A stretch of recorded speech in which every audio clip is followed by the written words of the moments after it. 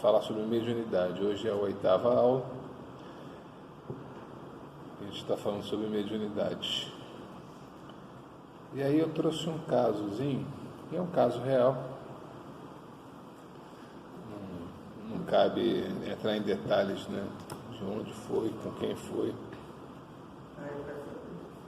A gente fala o santo, mas não diz o nome do santo, nem o milagre. A gente só fala o milagre. Então, essa entidade, uma vez, conversando com Cambono e com outras entidades que estavam, outros médios que estavam próximos, ela fazia a seguinte afirmação: como não ser vaidosa com esses resultados? Se você quiser passar para lá de cá, eu só olho para lá de cá.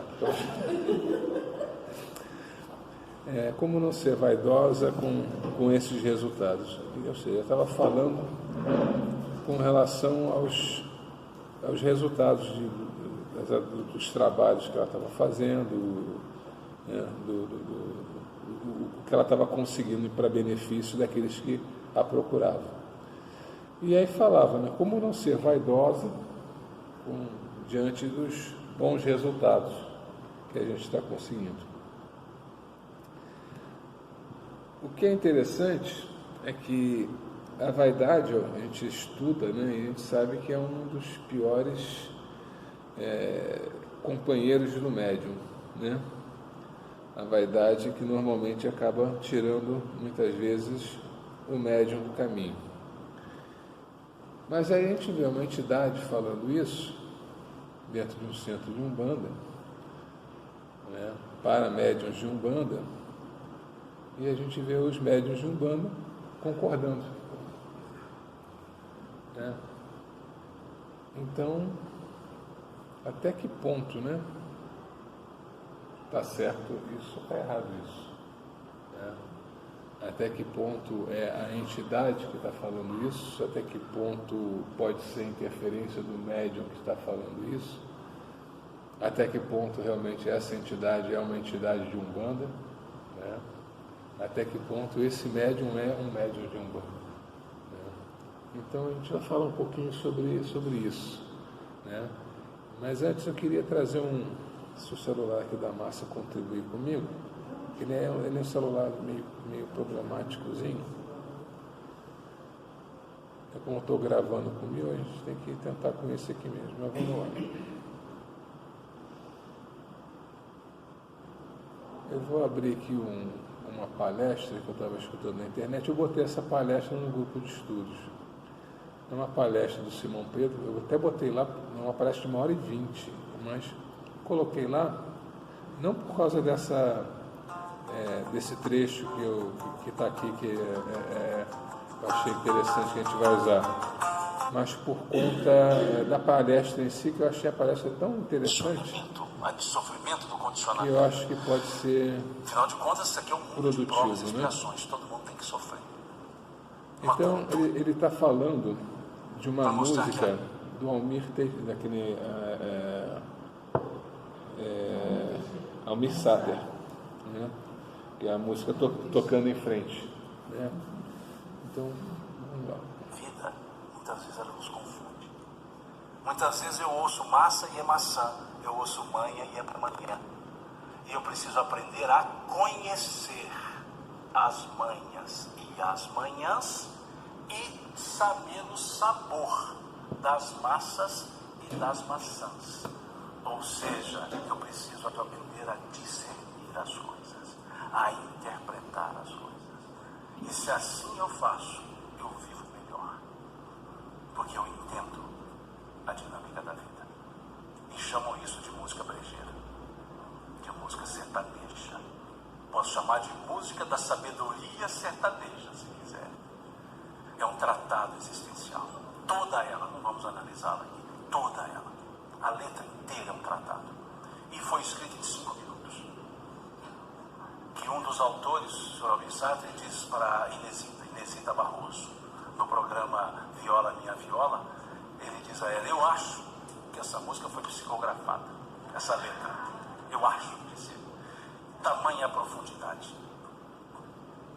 Todo mundo ama um dia, todo mundo chora. Um dia a gente chega, o outro vai embora. Impermanência. Sugiro que aí vocês depois escutem essa palestra, vejam essa palestra na coisa. Esse trecho eu quis destacar, como também o que do programa onde o Almir Sater fala isso para a Inesita, porque ele fala mais coisas, né? Então, eu também peguei aqui o videozinho.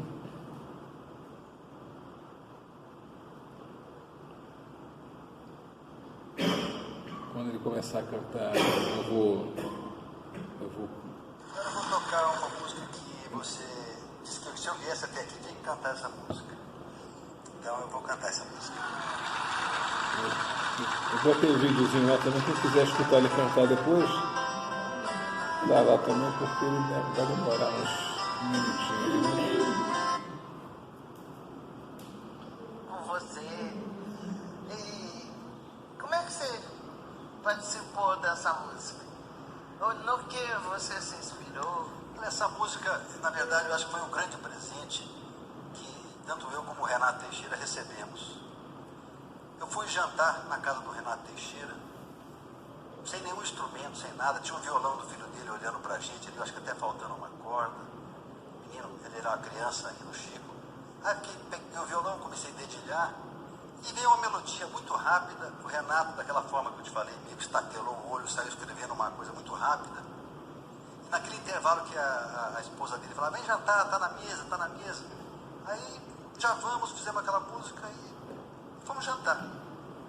Aí cheguei em casa, falei, eu fiz uma música com o Renato Teixeira e as pressas e tal. Aí o povo lá de casa me falou, então toca a música. Aí toquei a música, lembro que falaram assim, olha, uma das melhores músicas que você fez ultimamente. Mas ela veio tão rápido, tão sem pensar, e às vezes as coisas que vêm muito fácil na vida da gente não dá muito valor, assim. Então eu não percebi, assim, a mensagem da música. E todo mundo que eu mostrava essa música falava, pô, que lindo, né? E de repente toca o telefone na minha casa, me ligou uma grande cantora brasileira que eu não a conhecia, só conhecia pelo trabalho dela, chamada Maria Bethânia. Parece que eu tenho alguma luz que protege essa menina também. Ela falou, Almir, você não tem nenhuma música para eu gravar? Olha, Bethânia, puxa, eu fico até assim, mas não tenho, eu mal dou conta pro meu gasto, assim, das músicas que eu faço, né? Até acabei de fazer uma música, mas o Renato Teixeira vai gravar essa música. Falou, então, canta no telefone para mim essa música. Aí cantei no telefone, ela falou assim, essa música é minha. Então são um monte de coincidências, assim, que eu acho que essa música veio como um presente para a gente poder cantar essa mensagem tão bonita, tão otimista, né?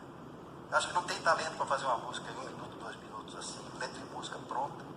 Eu acho que essa aí foi psicografada mesmo. É muito linda. Parabéns.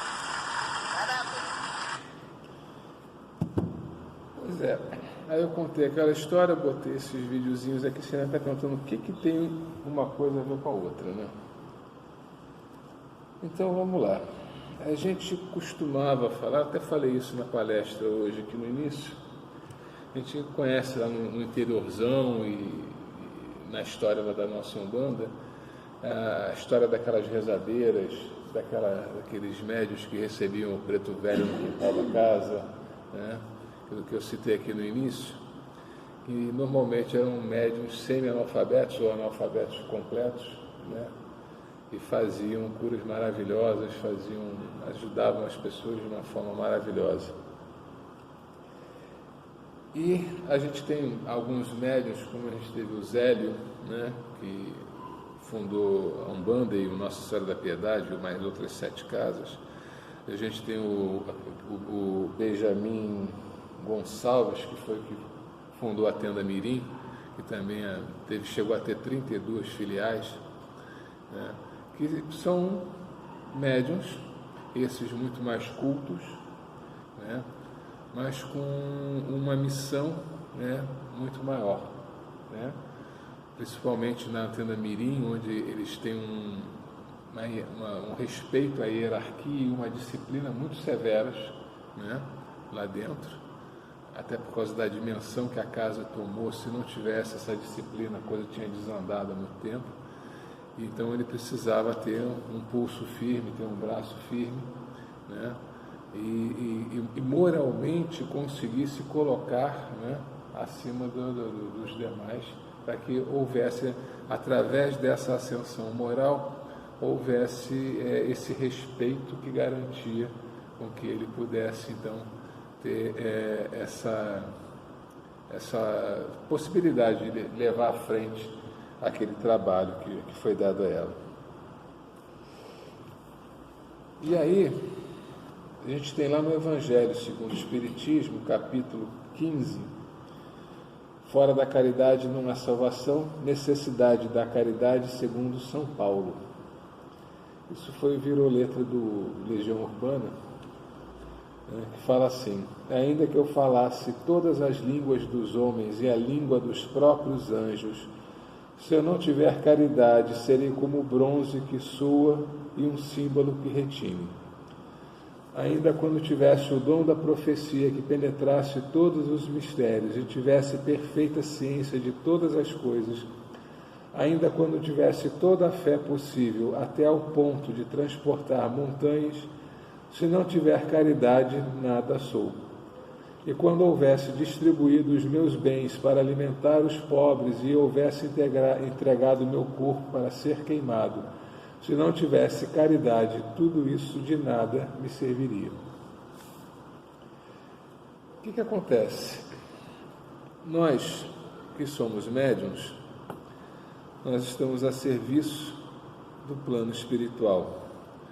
Nós estamos a serviço de amigos espirituais e que dentro de uma lei de Umbanda, dentro de uma instituição séria, dentro de uma instituição kardecista, dentro de um candomblé sério, né, você ali como médium, você tem uma função definida, e você tem espíritos que vão a poder trabalhar através de você, né, realizando o trabalho que aquela instituição, que aquele grupamento ali tem como proposta a realizar, né? E você, a partir do momento que você se coloca a serviço nesse trabalho, você tem a oportunidade de você crescer, de você aprender, de você se desenvolver, de você se melhorar como pessoa. Então, o trabalho mediúnico, na verdade, ele não é o que nos cura. O trabalho mediúnico, ele nos proporciona o acesso a um conhecimento que nós não poderíamos ter, talvez, de uma outra forma, que a gente só tem quando a gente se coloca a serviço na prestação da caridade.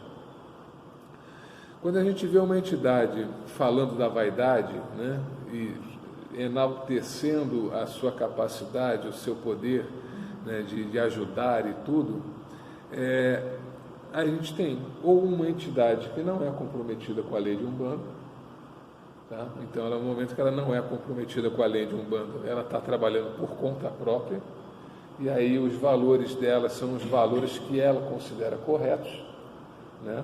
Está errado isso? Não, é o livre-arbítrio dela, né?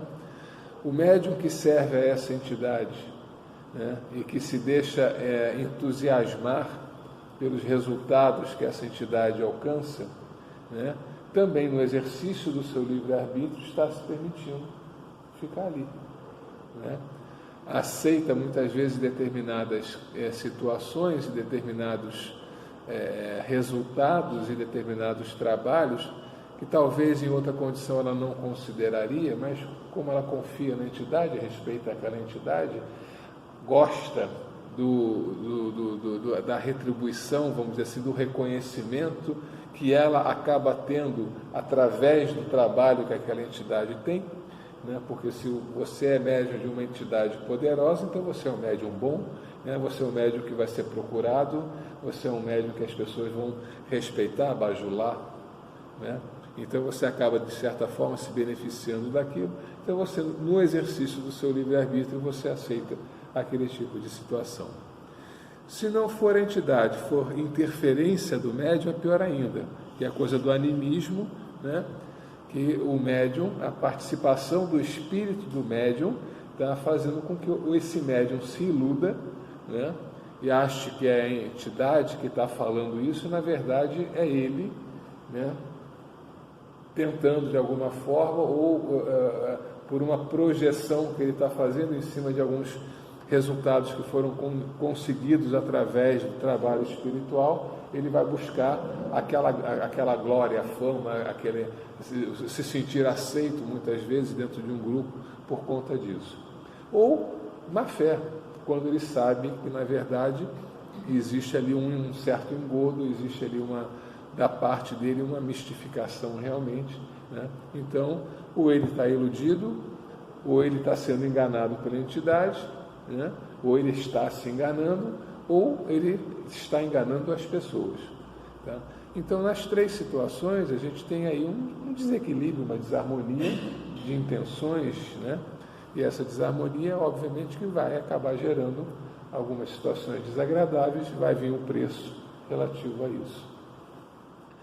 E aí a melhor forma da gente evitar isso, né?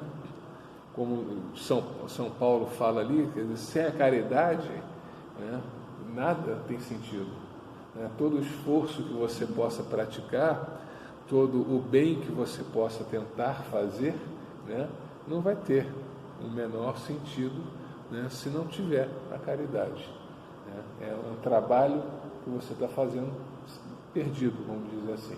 Pode até estar beneficiando alguém, mas o grande benefício, que seria o aprendizado que viria através daquilo, ninguém está aproveitando, porque o aprendizado não está acontecendo, porque as pessoas estão herméticas a isso.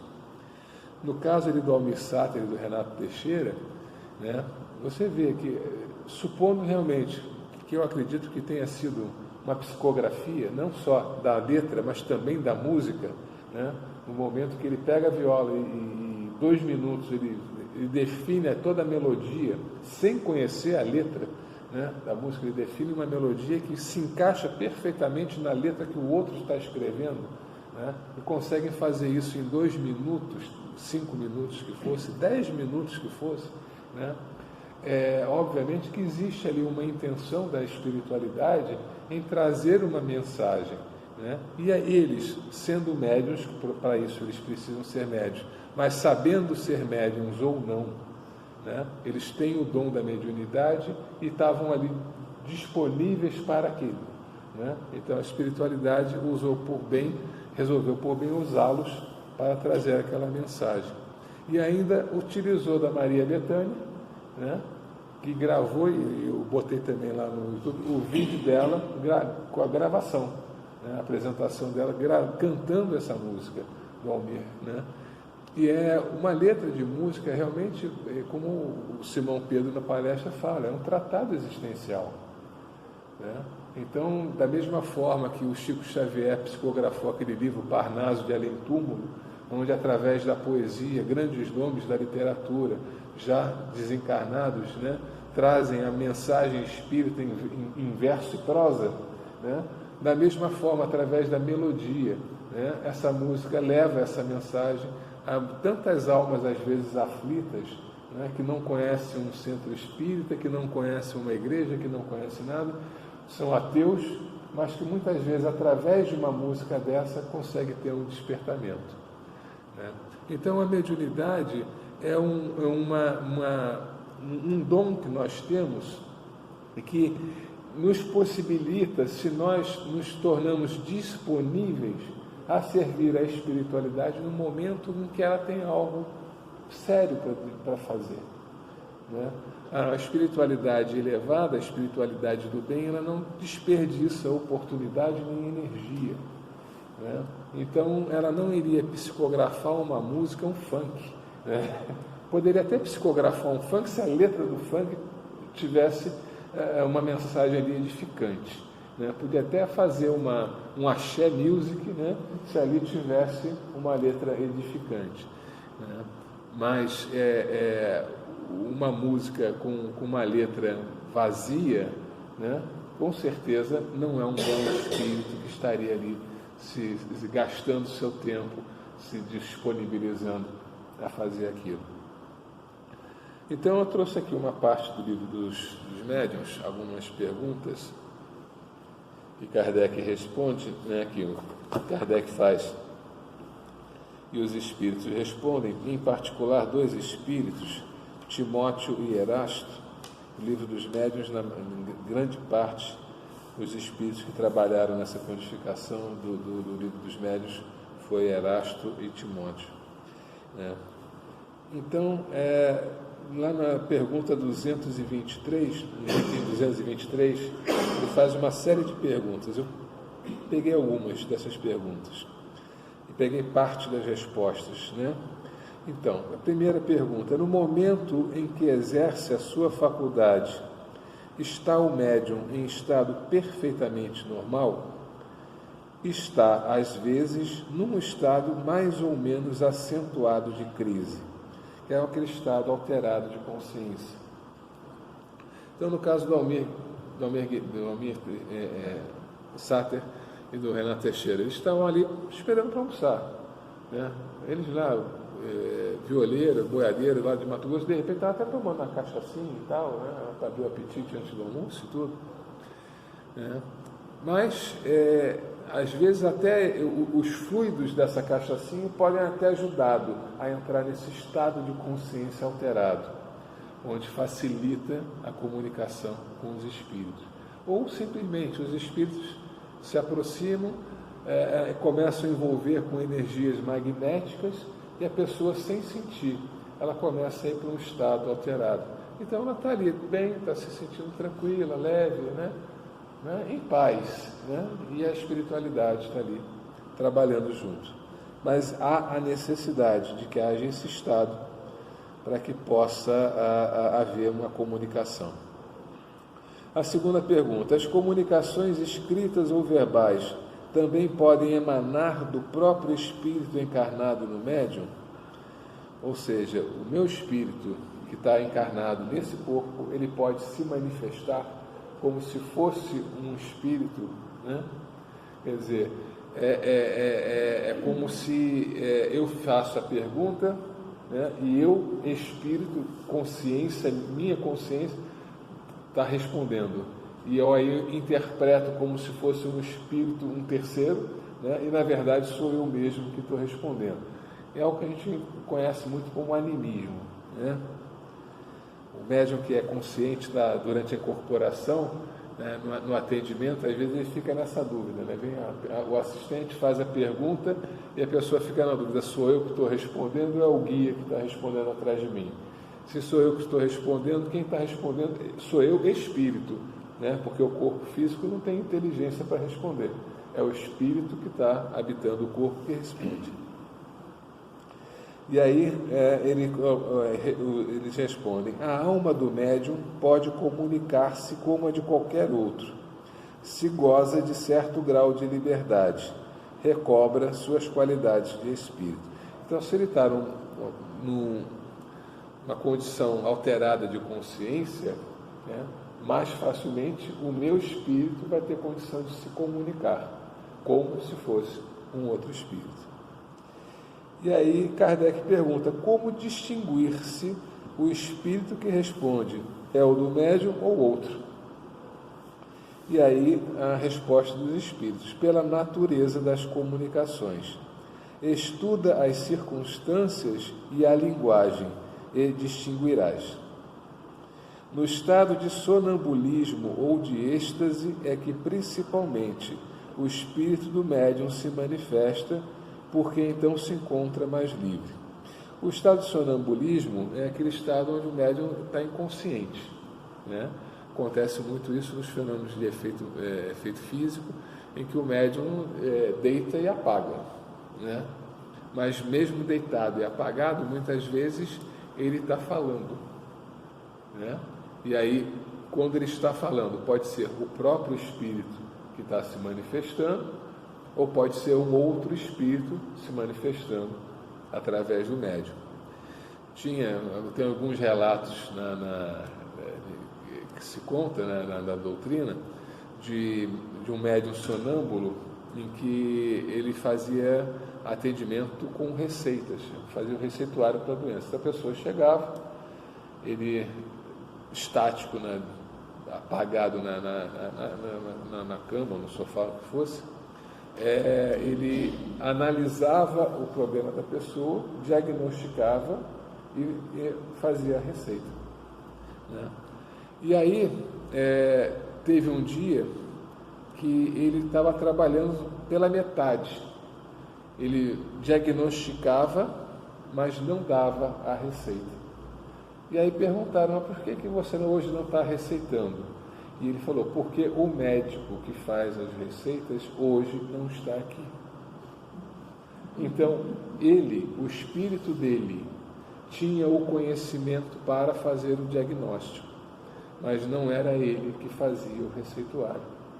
Então, eram os dois casos. Era o espírito dele que fazia o diagnóstico, com ele estático, dormindo, né, deitado na cama, né? E o médico, o espírito de um médico, que vinha trabalhar junto, é que fazia o receituário. A quarta pergunta: desde que o espírito do médium ha podido, em existências anteriores, adquirir conhecimentos que esqueceu debaixo do envoltório corporal, mas de que se lembra como espírito, que seria o caso desse rapaz, não poderá ele aurir nas profundezas do seu próprio eu as ideias que parecem fora do alcance da sua instrução?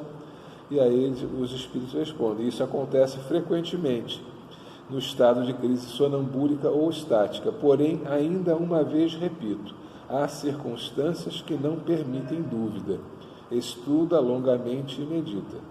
Quer dizer, às vezes é difícil você identificar se o espírito que está se comunicando, pelo conhecimento que ele está apresentando, se é o médium ou se é um outro espírito que está ali se manifestando.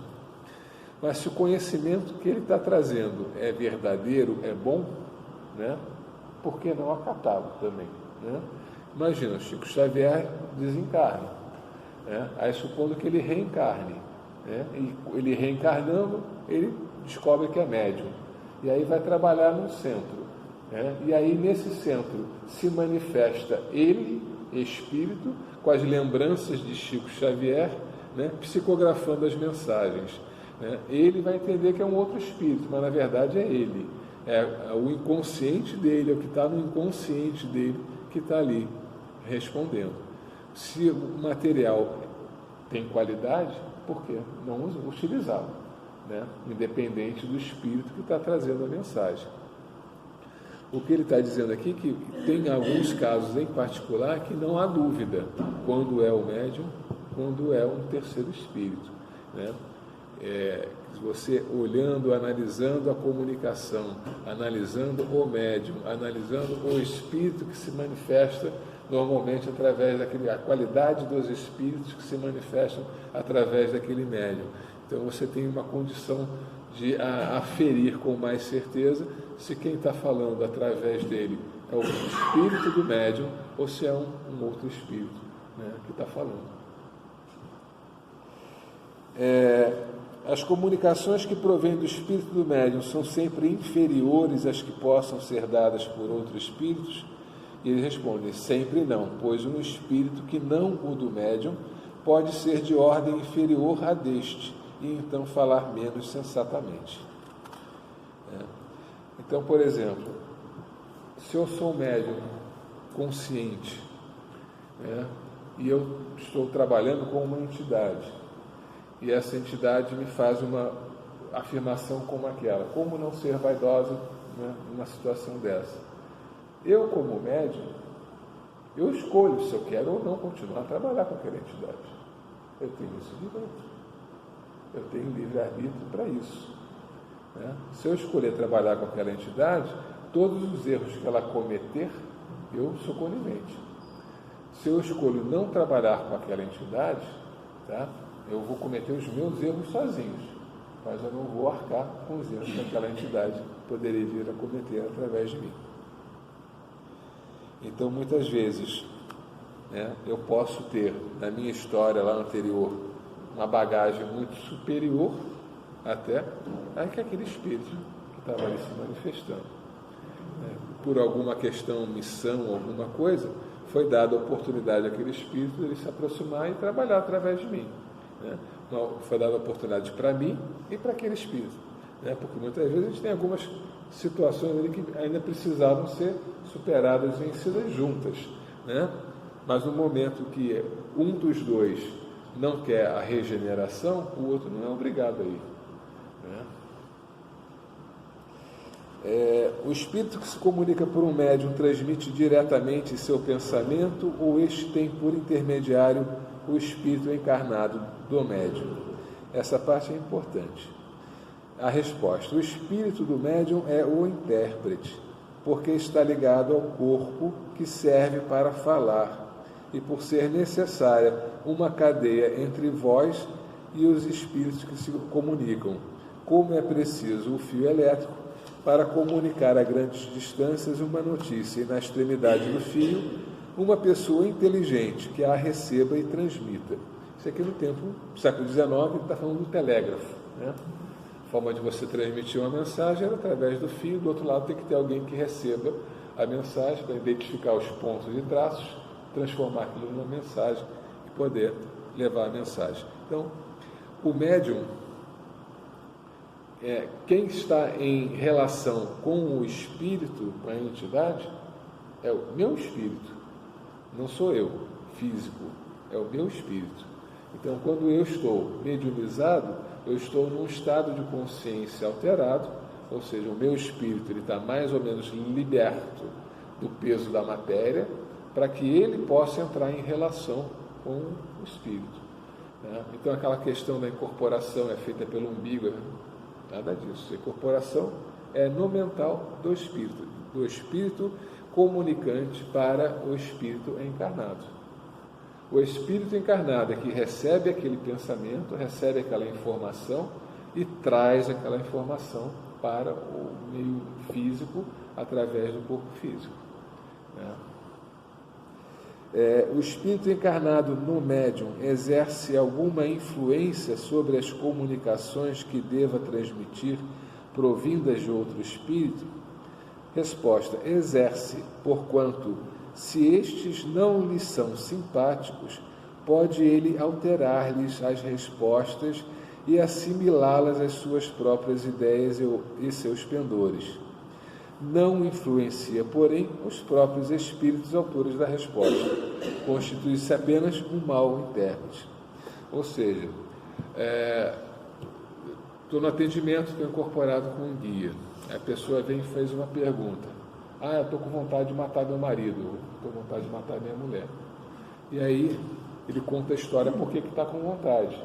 E aí você realmente acha que é um absurdo. Se você estivesse na mesma situação, você faria a mesma coisa, né? Tentaria matar também, porque é tão absurda que seria a situação. Obviamente que o guia vai aconselhar não fazer isso, né?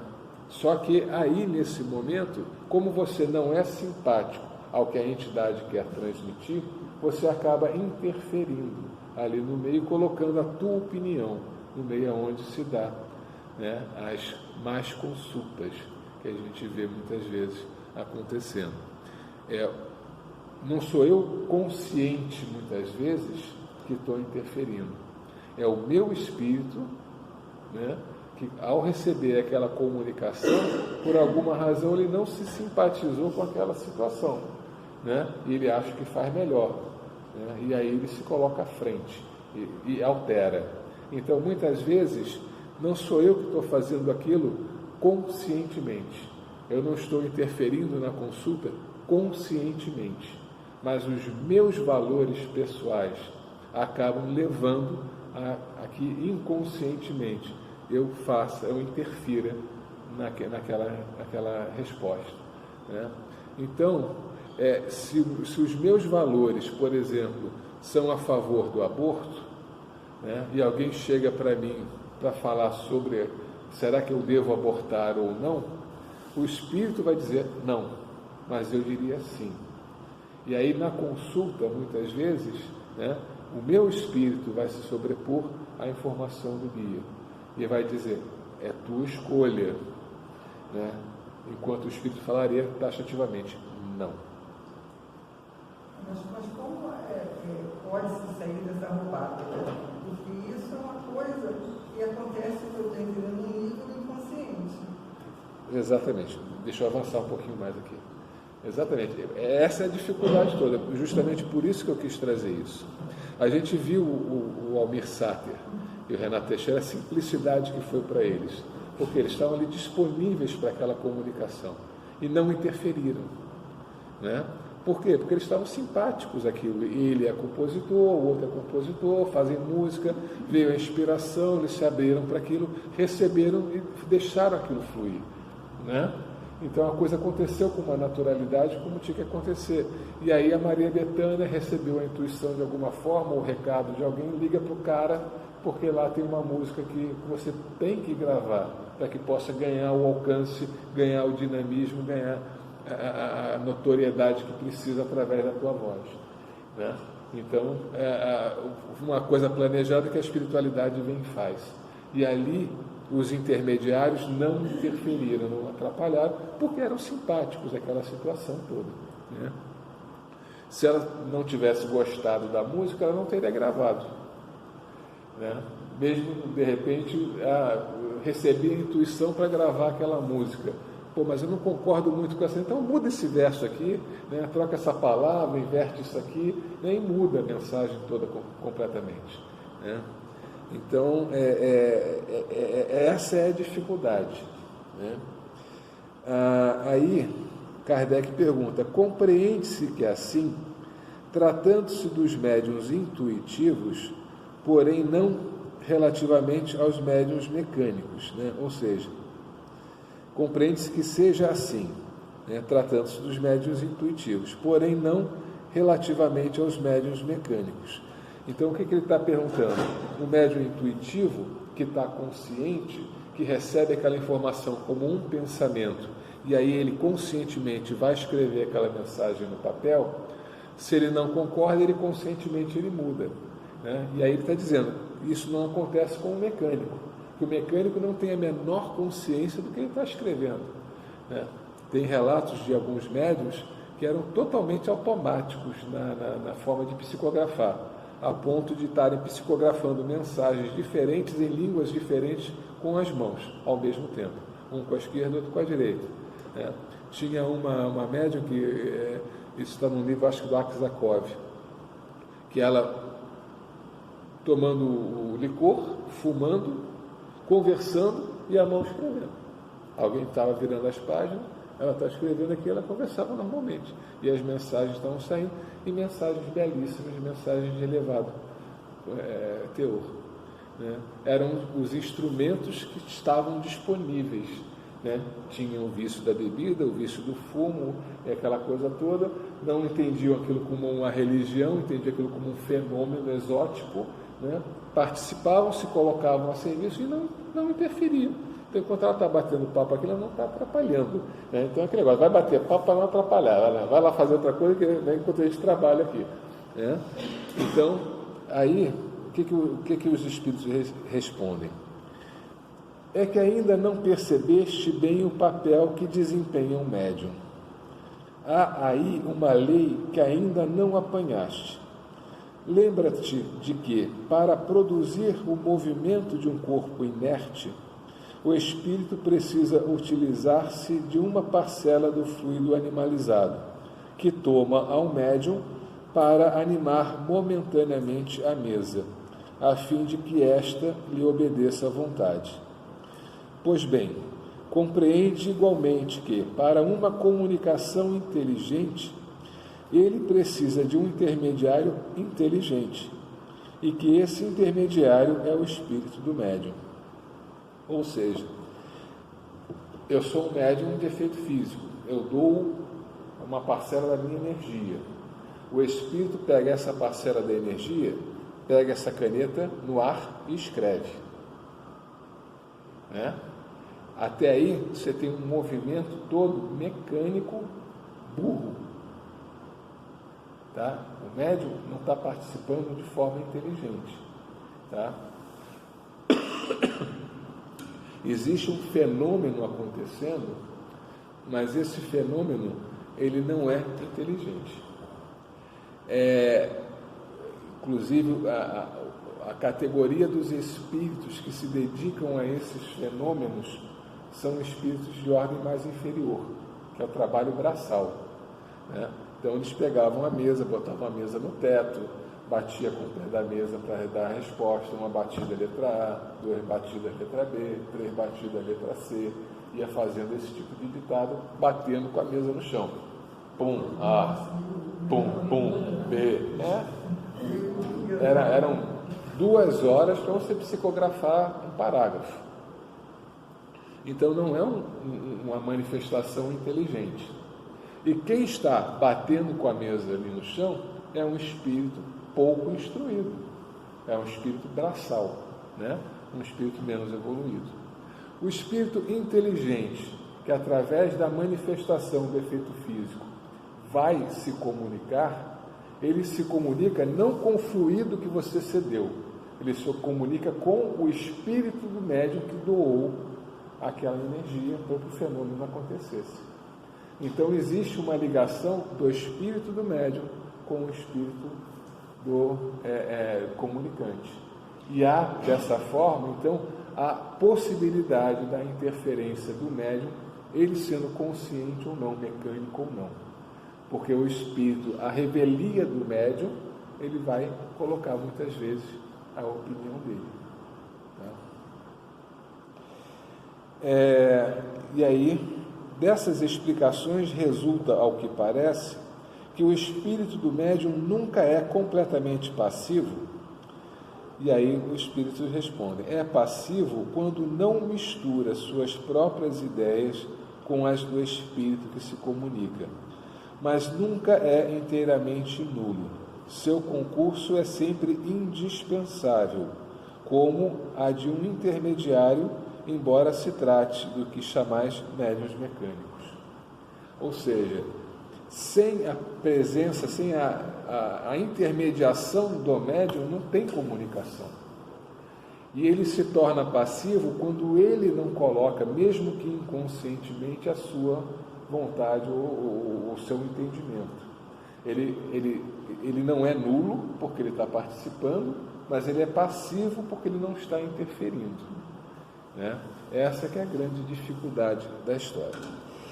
Poderia uma pessoa analfabeta escrever como médium? Sim, mas é fácil de compreender-se que terá de vencer grande dificuldade mecânica por faltar à mão o hábito do movimento necessário a formar letras. O mesmo sucede com os médiuns desenhistas que não sabem desenhar. Poderia um médium muito pouco inteligente transmitir comunicações de ordem elevada? Sim, pela mesma razão, porque um médium pode escrever numa língua que lhe seja desconhecida.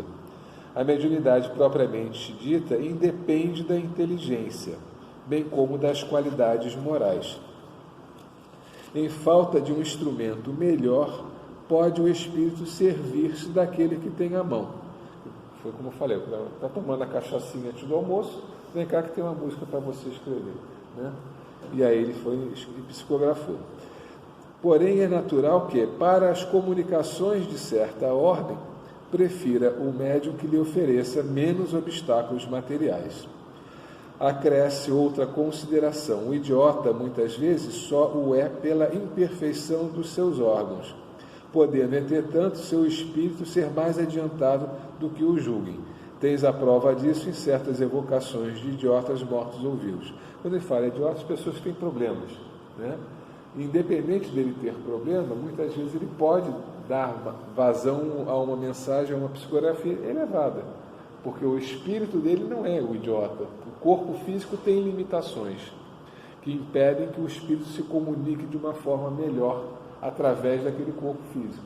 Né? Existe um problema cerebral, existe uma limitação, enfim, no córtex cerebral dele, que impede que o espírito se comunique. Mas quando ele está no estado alterado de consciência, o espírito tem mais liberdade, então, para poder trazer aquela comunicação. Tá? E aí o que acontece? A gente fica com esse impasse. Independente da gente ser um médium consciente, semiconsciente ou totalmente inconsciente na incorporação, a gente sempre é responsável pela mensagem que está sendo transmitida. Nós somos corresponsáveis. Tá?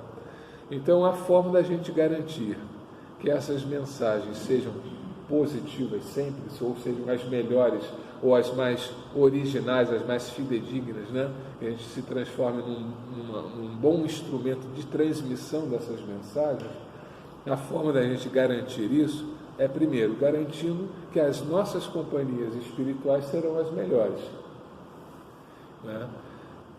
A outra forma que eu tenho é ter elementos e parâmetros para que eu possa analisar, né, se o que está sendo oferecido como conteúdo, se realmente eu concordo e acho aquilo legal. Então, na hora, eu estava ali sonâmbulo, né? Mas depois eu tenho consciência e posso saber o que ele falou, né? O que ele escreveu, o que ele disse, né? E aí eu continuo ou não com aquilo de acordo com o meu livre-arbítrio. Tem o caso de um médico, ele era um médico cirurgião, e um belo dia incorporou através dele um espírito de um médico. E esse espírito do médico falou, nós vamos fazer cirurgias juntos, né? E aí, num determinado dia que foi combinado, ele foi lá, né? E o espírito o incorporou e fez alguns atendimentos, fez algumas cirurgias de abrir barriga, né, dentro de um centro, né, de cortar com o bisturi, né. Quando terminou tudo, né, o espírito desincorporou, ele retomou a consciência. E aí ele perguntou o que aconteceu.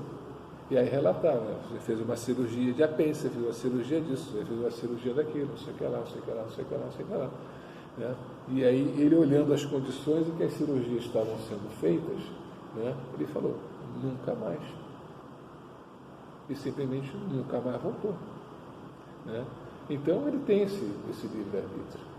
Ele era cirurgião, ele sabia se estava sendo feito certo ou não, só que durante o trabalho ele não tinha consciência. Então ele estava se permitindo ser utilizado, né, como uma ferramenta, mas sem ter condição, né, consciente de concordar ou não. Inconscientemente, né, a comunicação do médico e do espírito cirurgião estava se comunicando com o espírito do cirurgião encarnado, né? O espírito desse falava, corta ali, ele, né, falava para o corpo, corta ali, e o corpo ia e cortava ali. O problema é que conscientemente ele não sabia isso, né? Mas quando o espírito cirurgião falava para o espírito dele, corta ali, ele tem o conhecimento para saber, não é ali que tem que cortar ou não, está certo ou está errado. Entende? Então, talvez, em algum momento, o espírito dele ficou com essa dúvida. A primeira coisa que ele fez foi o que aconteceu. E diante do que explicaram, diante da condição que ele viu, ele optou por nunca mais se entregar àquele tipo de trabalho daquela forma. Livre-arbítrio. Ele poderia ter continuado. Mas dependendo do resultado, se o resultado for bom, né, ele deveria fazer uma coisa. Pois é, mas aí ele tem 10 resultados bons e um morre. Acabou. Para que ele vai arriscar a vida de um? Por conta dos 10? Né? Pega esses 10 e manda lá para a minha clínica que eu opero lá. Eu opero lá. Porque eu sou cirurgião. Então, partiu desse princípio e arbitrou dessa forma. Perfeito. Aquele espírito vai buscar um outro intermediário. Ou talvez foi até uma prova que ofereceram a ele, para ele ver a questão da vaidade dele. O que ele fez quando ele disse não concordo com isso, não vou fazer isso? Ele colocou a responsabilidade dele acima da vaidade, do fantástico, do maravilhoso. Quantos médiuns não iam falar, poxa, recebi um médico, o médico veio, fez a cirurgia, pô, que barato, não sei o que lá, né? E o cara se entregar aquilo completamente, né? Por conta de quê? Por conta do reconhecimento, por conta da vaidade, por conta de um monte de outras coisas que não tem nada a ver com o resultado bom daquela cirurgia.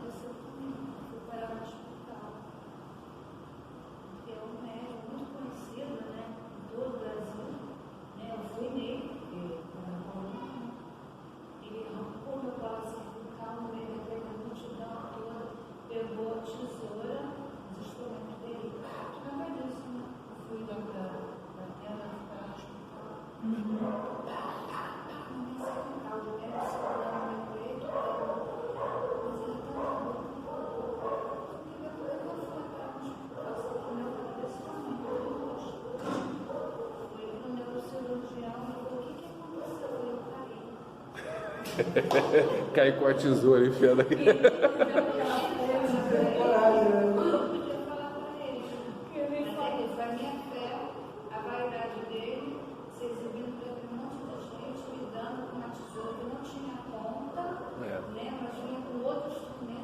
Ali eu não vou nem dizer, quer dizer, eu não conheço para dizer se foi vaidade.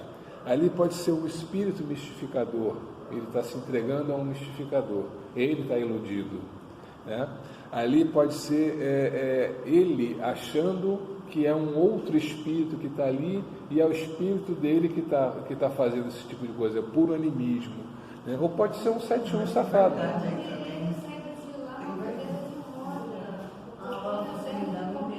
Sim. Tu deu sorte de não ficar aleijada. Você imagina o trabalho que tu não deu para o teu anjo da guarda.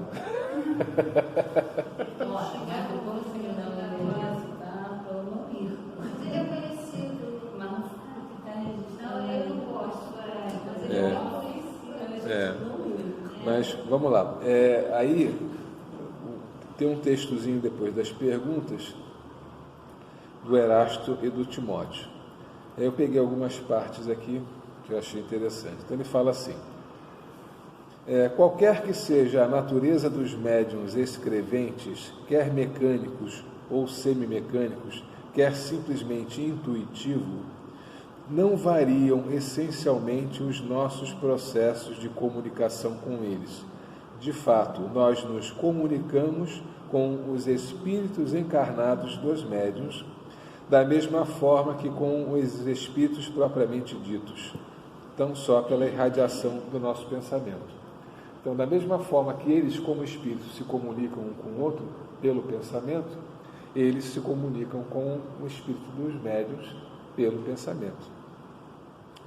Os nossos pensamentos não precisam da vestidura das palavras para serem compreendidos pelos espíritos. Todos os espíritos percebem os pensamentos que lhes desejamos transmitir, sendo suficientes que lhe dirijamos esses pensamentos, e isto em razão das suas faculdades intelectuais. Ou seja, ele não pensa em português ou pensa em inglês, ele pensa, e a intenção do pensamento chega e é interpretada e é compreendida, né? Então, é uma linguagem deles, né? Não é vestida de palavras.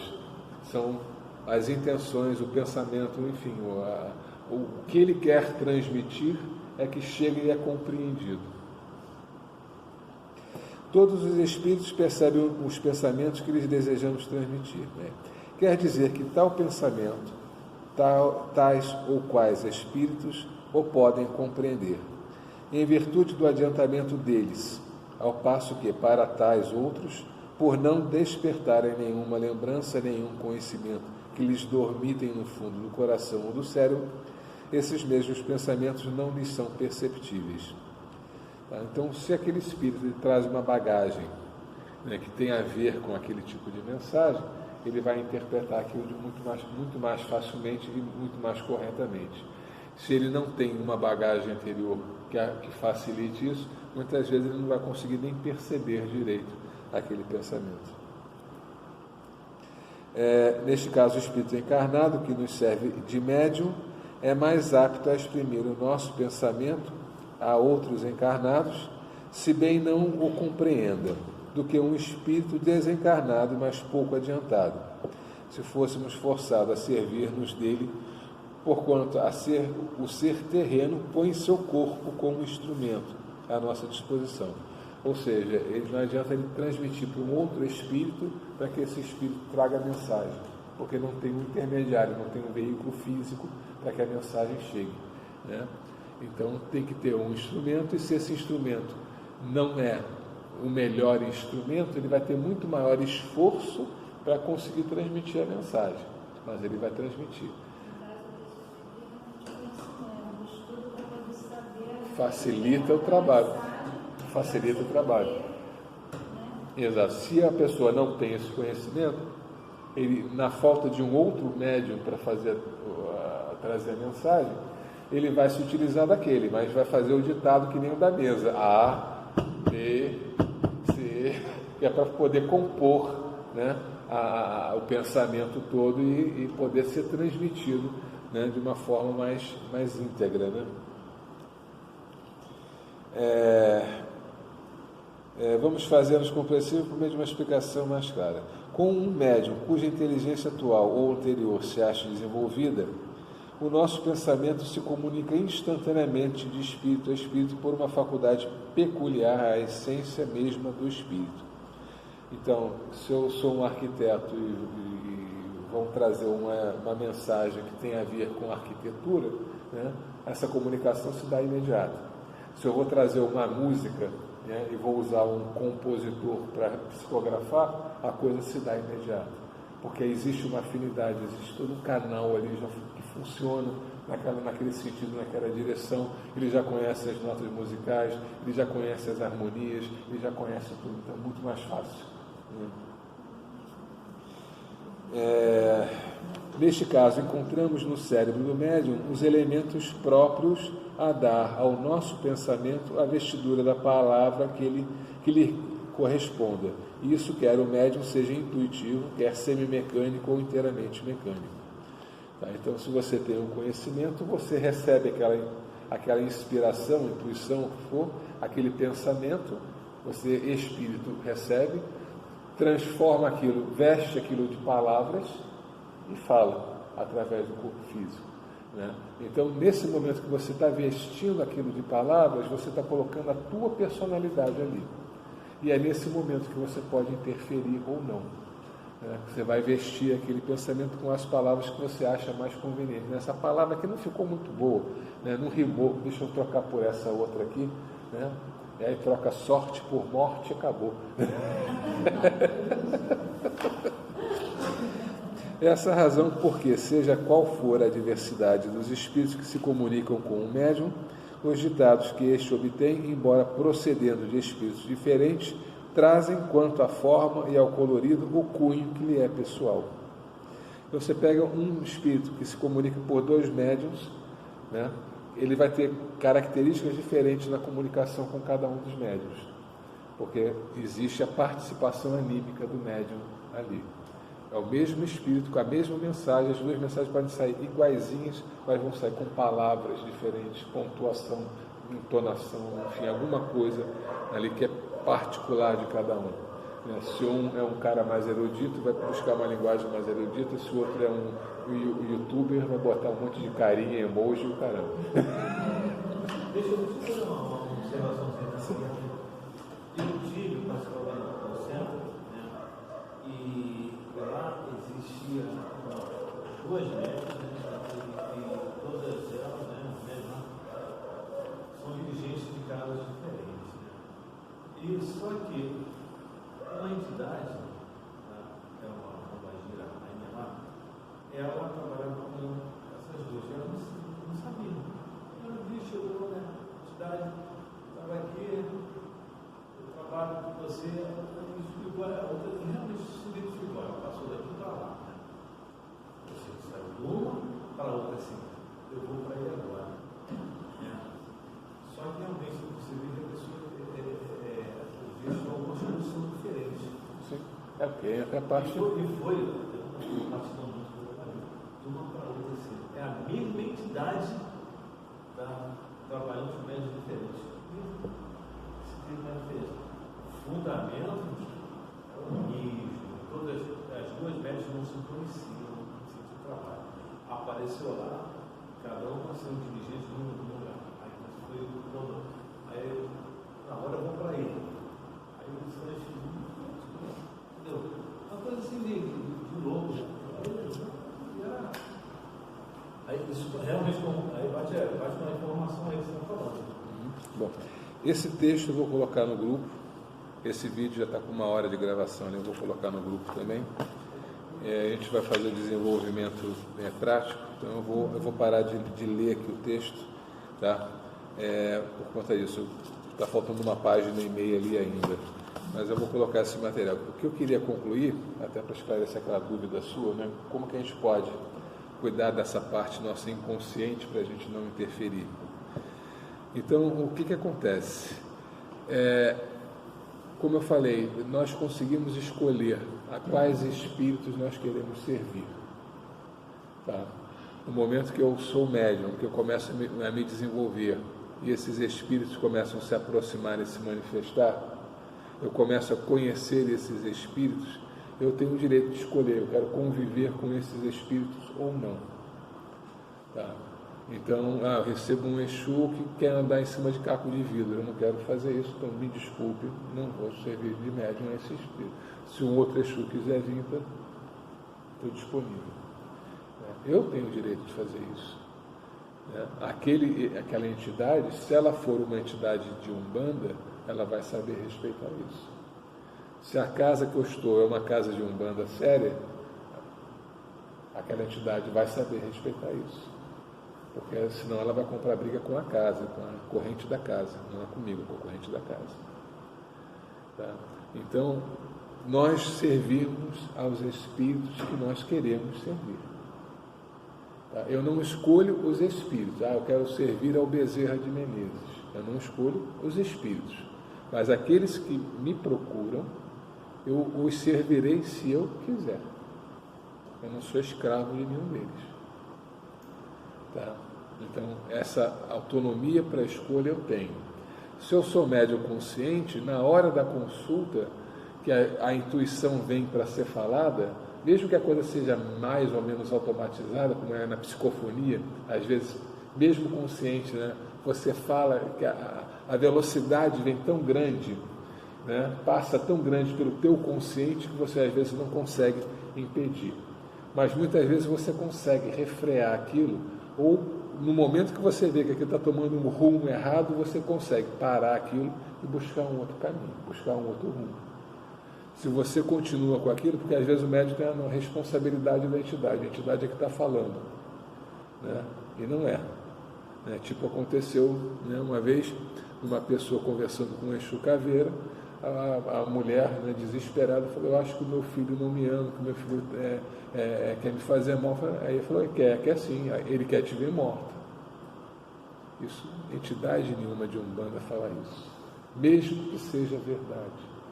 Questão de amorosidade, respeito. A pessoa já está sofrendo com aquilo, você vai esfregar a verdade na cara da pessoa desse jeito? Então, se você é um médium consciente, na hora que o espírito vai se manifestar dessa forma, você tem como barrar isso. Você pode impedir isso. Se na hora você não conseguir impedir isso, você tem como tentar consertar. Né? Aí você desliga o fone do espírito, né? Peraí, vou assumir daqui. Né? Você termina aquela consulta, né?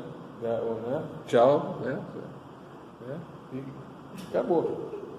Né? Que é para a coisa não, para que aquele mal não continuar.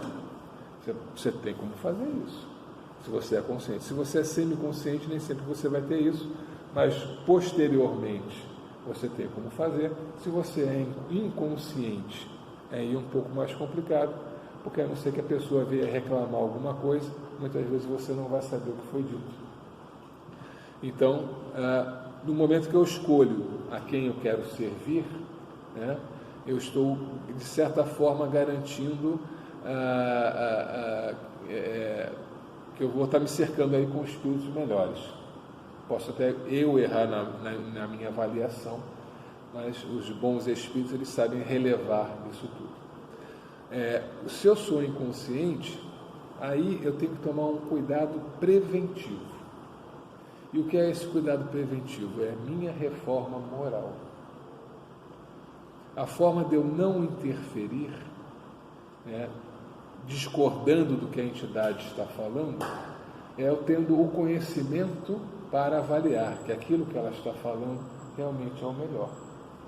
No caso que eu citei do aborto, né? Se eu conheço a doutrina espírita, conheço os comprometimentos de quem faz um aborto, né? Por pior que seja a situação que aquela pessoa encarnada está vivenciando, né? E ela pratica o aborto, com certeza as consequências vão ser muito piores. Tá? Então, ela não tem a opção de fazer o aborto. Se eu tenho esse conhecimento, porque eu estudo a doutrina, eu já compreendi isso, eu não decorei, eu compreendi isso.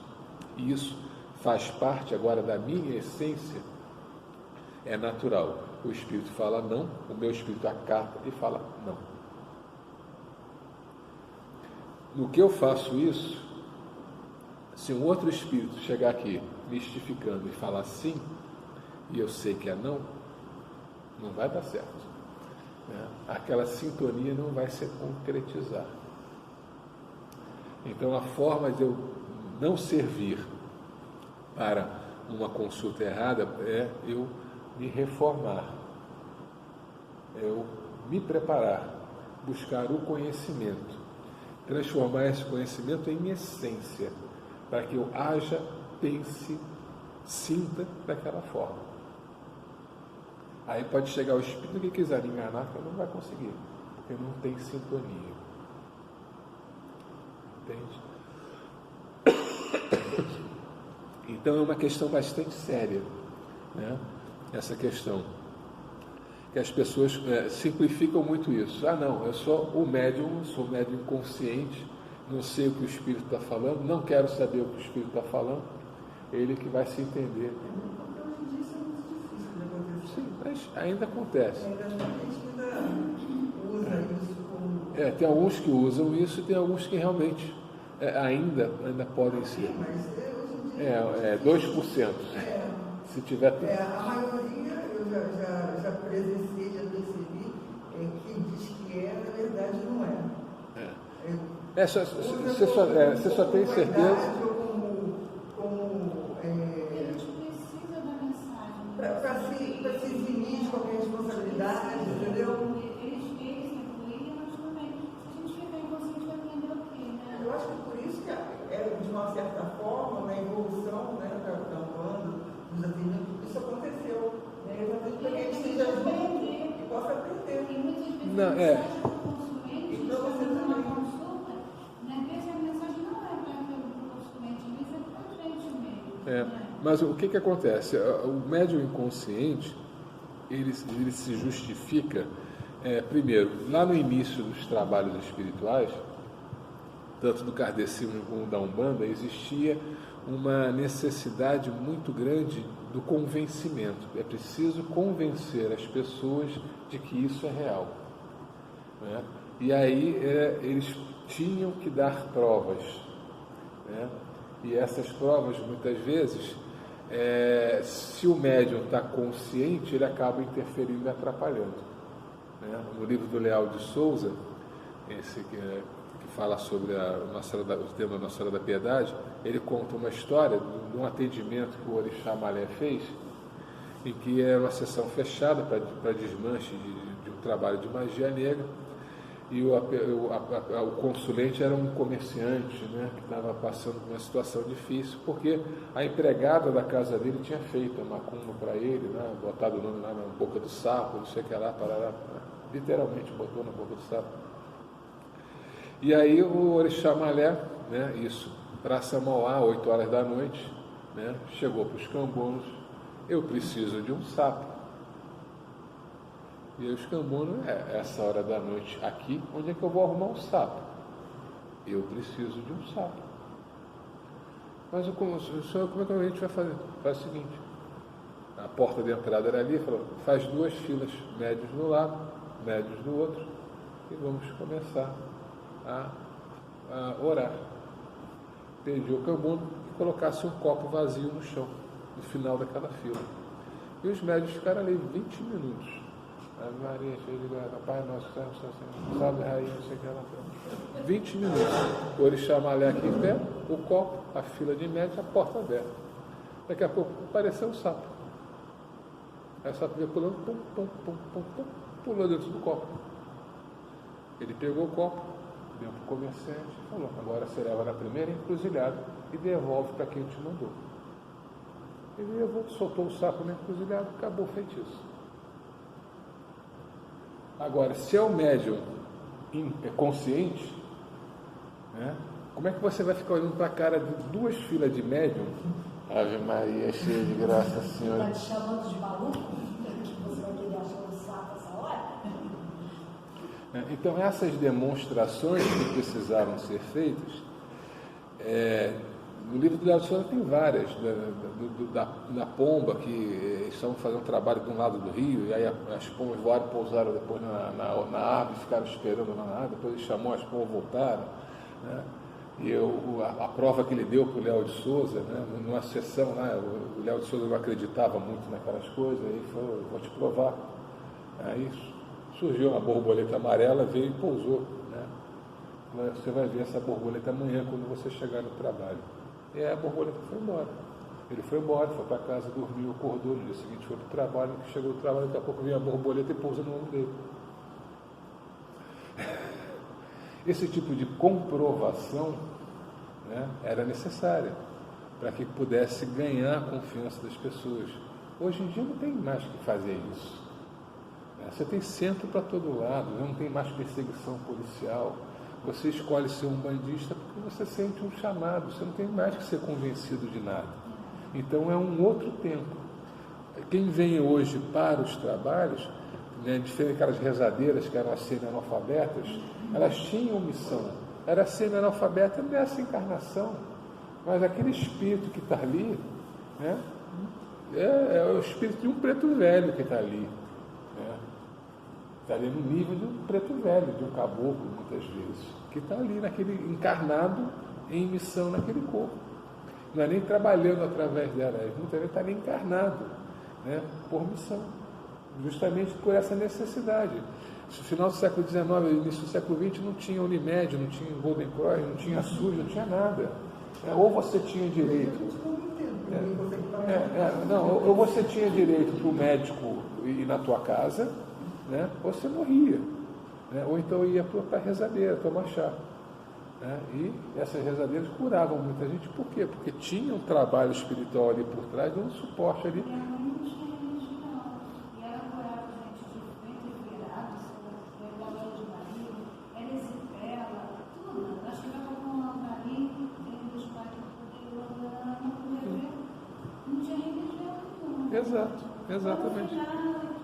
Exatamente.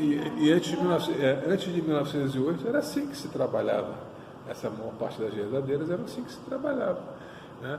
Aí quando vem a necessidade de você organizar aquilo numa instituição, numa religião, né? Aí vem um cara como o Zélio, que é um cara que tem mais preparo, um cara com tipo Benjamin, que tem mais conhecimento.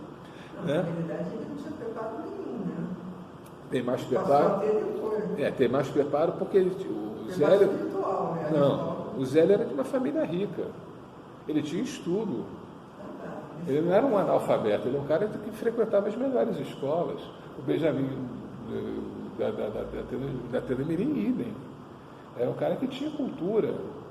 Né? Então é um cara que consegue, né, ter uma presença para se colocar diante das outras pessoas, e aquelas pessoas de menos cultura se sentem, né, ali, não vou dizer inferiores, mas existe uma ascensão natural, né, por conta da posição dele, do respeito que ele transmitia, não pelo cargo, mas pela pessoa que ele era. Entende? Então havia essa necessidade. Né? Então essa pessoa veio com a missão de fazer aquele trabalho naquela dimensão. Então aquela pessoa vem com as ferramentas para aquilo. Tá? Hoje em dia a maior parte dos médiuns, né, que a gente tem são os delinquentes retardatários que ainda estão por aí, precisando, né, do reajuste, da oportunidade do reajuste. E aí eles precisam ser primeiro conscientizados de que eles precisam aproveitar aquela oportunidade. Né? E esse que está o grande problema, que você muitas vezes não vê, né, dentro de algumas casas, essa preocupação, né, em dar o esclarecimento para que o médium compreenda a oportunidade que ele tem na mão e o que vai acontecer com ele se ele desperdiçar aquela oportunidade. Né? Não tem que ser pelo medo, tem que ser pela responsabilidade, é trazer o cara para a responsabilidade. Meu amigo, você está tendo uma oportunidade de ouro, é o amor de Deus, a misericórdia de Deus se manifestando na tua vida. Se agarra essa oportunidade e faz o teu melhor. Né? Agora, como você vai dar essa consciência para a pessoa se você não gasta um sábado 1h30 de coisa para, né, tentar, né, transmitir isso para as pessoas. Você disse que a gente escolhe o espírito que a gente gosta, que a gente vai trabalhar. A gente não escolhe o espírito, eles nos escolhem e a gente você escolhe se você quer servir ou não. servir a ele. Isso. E ele pode, por exemplo, se eu recebo um espírito, que eu me meto no meio do que ele falar, não fico passiva, né? Assim, ele pode escolher não vir mais trabalhar comigo? Veja bem, aí vai depender da categoria desse espírito. Se ele é um espírito bom, Ele é um espírito bom e sério. Vamos fazer o que se ele é um espírito bom e sério, e você ficou com dúvidas, tá? Ele vai te perdoar e vai te ajudar a perceber aonde estava o teu erro para que você aprenda com aquela oportunidade. No Evangelho, na codificação de Kardec, fala que é melhor você negar 10 verdades do que admitir uma única mentira. Então, quando a coisa é verdade, mas você não está entendendo aquilo porque você não tem o conhecimento suficiente para entender aquilo, mas você, por medo de propagar uma mentira, você evita que aquilo vá para frente, aquele espírito ele vai buscar um outro caminho para que aquela notícia chegue, para que aquela verdade seja dita. E vai te orientar, te instruir de alguma forma para que você adquira o conhecimento que você precisa para não cometer o mesmo erro novamente. Por isso ele é um espírito mais elevado.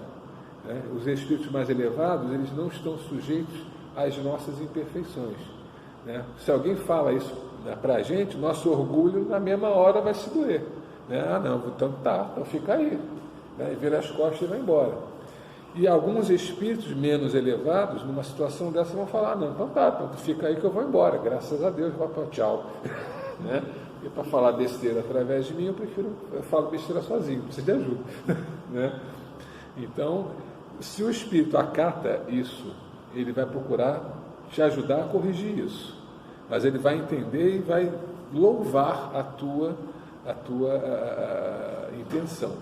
Tá? De forma alguma ele vai te abandonar por conta disso. Se te abandonou, é porque realmente não era para estar ali, não precisava estar ali. Você precisa de uma companhia melhor do teu lado. Tá certo? Gente, vamos interromper então.